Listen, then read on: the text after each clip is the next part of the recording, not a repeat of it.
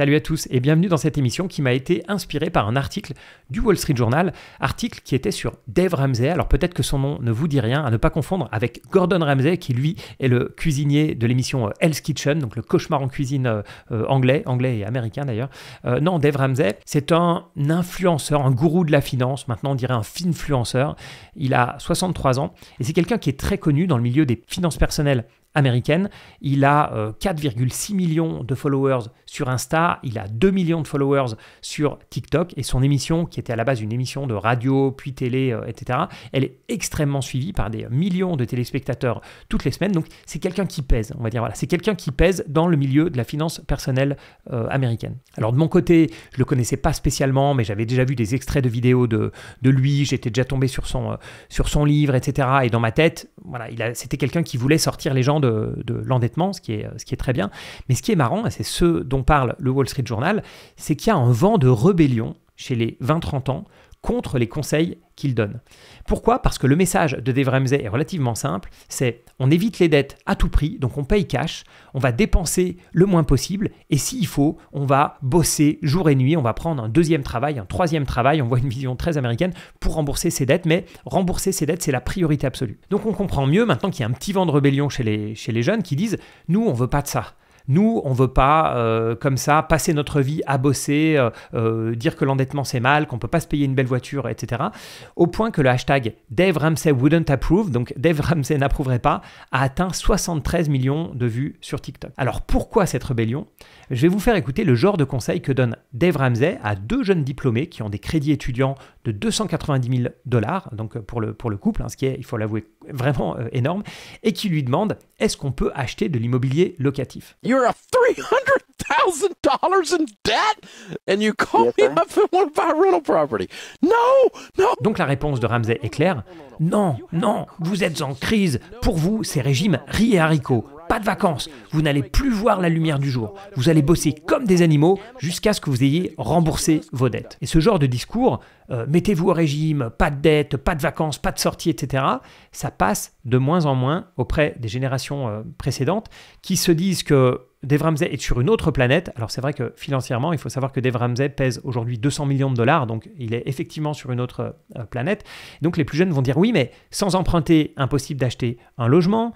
J'ai pas envie d'accumuler plusieurs boulots, comme lui le conseille souvent. Je veux pas non plus acheter une voiture pourrie qui va tout le temps tomber en panne. Je préfère prendre à la limite un petit crédit pour me permettre d'acheter une voiture un peu plus costaud qui va me permettre d'aller au boulot, etc., etc. Et on le voit, ce qui gêne dans les conseils de Dave Ramsey, c'est le côté extrémiste. C'est le côté pas de dette. On va tout payer cash. Allez, il faut serrer la ceinture, pas de vacances, prendre nos deuxième... On voit s'il n'y a pas réellement de nuances, donc c'est vraiment extrême. Mais tout c'est clair quand on regarde son parcours. Parce qu'à l'âge de 26 ans, Dave Ramsey avait un parc immobilier de 4 millions de $.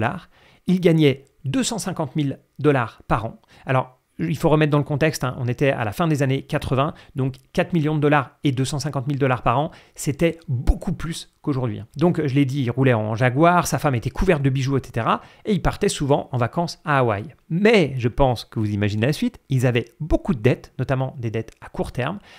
Et il s'est passé ce qui devait arriver, c'est-à-dire que quand les banques ont frappé à sa porte pour dire maintenant il faut rembourser les crédits, il n'y avait plus d'argent dans les caisses et le couple a dû se mettre en faillite. Sachant qu'ils avaient à l'époque un enfant en bas âge, donc vous imaginez le traumatisme et donc son comportement d'aujourd'hui. Quand j'ai appris son histoire, je me suis dit, en fait, c'est un peu comme si vous alliez voir un ancien alcoolique pour savoir comment gérer votre consommation d'alcool. C'est évident qu'il va vous dire, non, il ne faut pas en boire une goutte, tu vas voir, si tu bois une goutte d'alcool, tu vas tomber dans un engrenage, etc.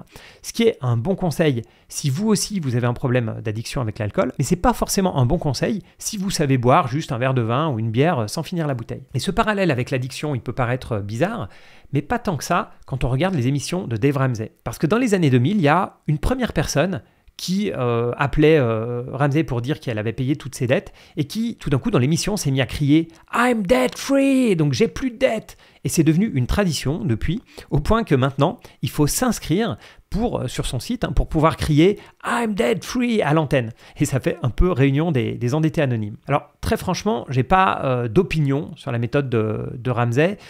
comme je le disais, c'est probablement des bons conseils pour les personnes qui ont tendance à être surendettées, soit qu'ils le sont déjà, soit qui sont sur le point de l'être. Donc ça, c'est très bien.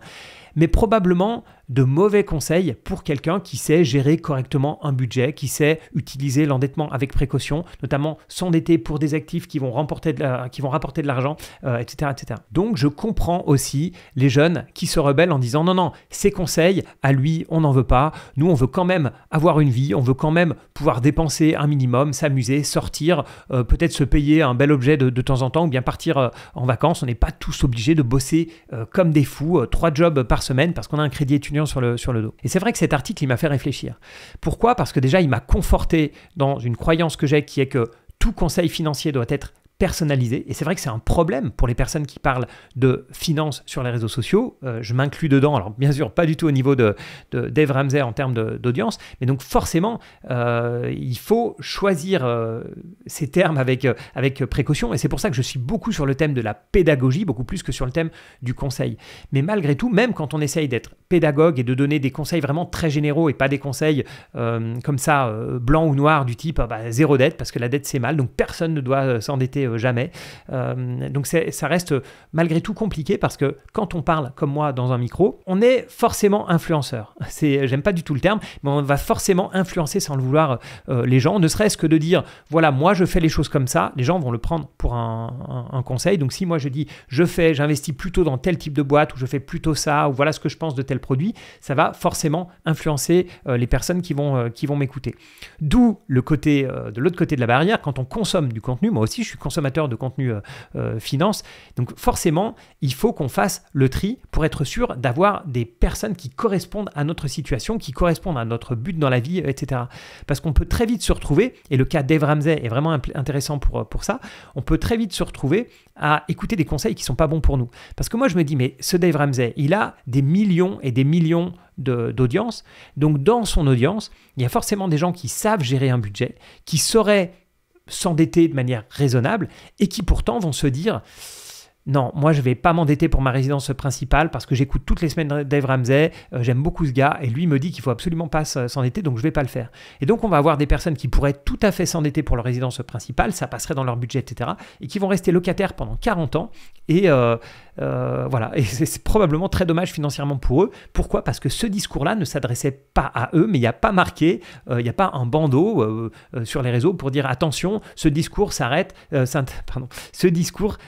à quelqu'un qui est capable de tolérer tel genre de risque, ou bien ce discours est pour quelqu'un qui est surendetté, etc. Donc ça peut tomber dans les mauvaises oreilles. Et notamment tout ce discours frugaliste qui est de dire consommez le moins possible, mettez de côté, payez-vous d'abord, blindez votre PEA et ensuite des CTO, assurance vie, etc. pour pouvoir être libre financièrement à 35 ans.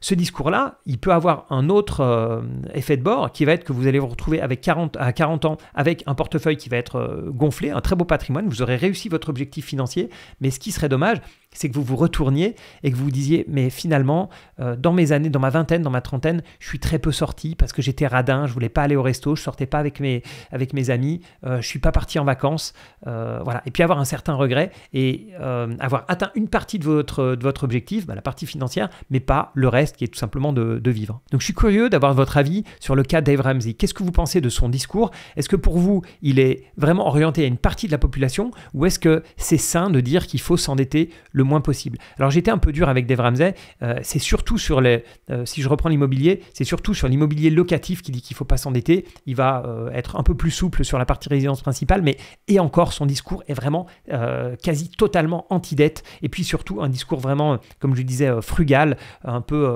minimaliste, c'est pas vraiment le même courant, mais je dirais voilà, dépenser le moins possible, bosser et il est apparemment, en tout cas, c'est ce qui explique l'article du Wall Street Journal, pas du tout en phase avec la jeunesse d'aujourd'hui. Donc, qu'est-ce que vous en pensez ? Est-ce que vous êtes un peu au milieu ? Moi, je regarde ça un peu de loin. J'ai du mal à m'identifier à Dave Ramsey et j'ai du mal à m'identifier aussi à des gens qui vont prendre un crédit pour acheter une grosse voiture, par exemple. Moi, je suis vraiment dans de l'endettement raisonné. Donc, c'est pour ça que je regarde un peu le débat entre les deux parties d'un œil un peu extérieur et amusé. Mais dites-moi ce que vous en pensez dans les commentaires. Voilà, merci encore à tous ceux qui mettent des avis sur les podcasts, à tous ceux qui mettent des likes sur les vidéos. C'est vraiment super sympa, c'est hyper motivant. Bien sûr, vos commentaires, c'est toujours super sympa à chaque fois de vous lire.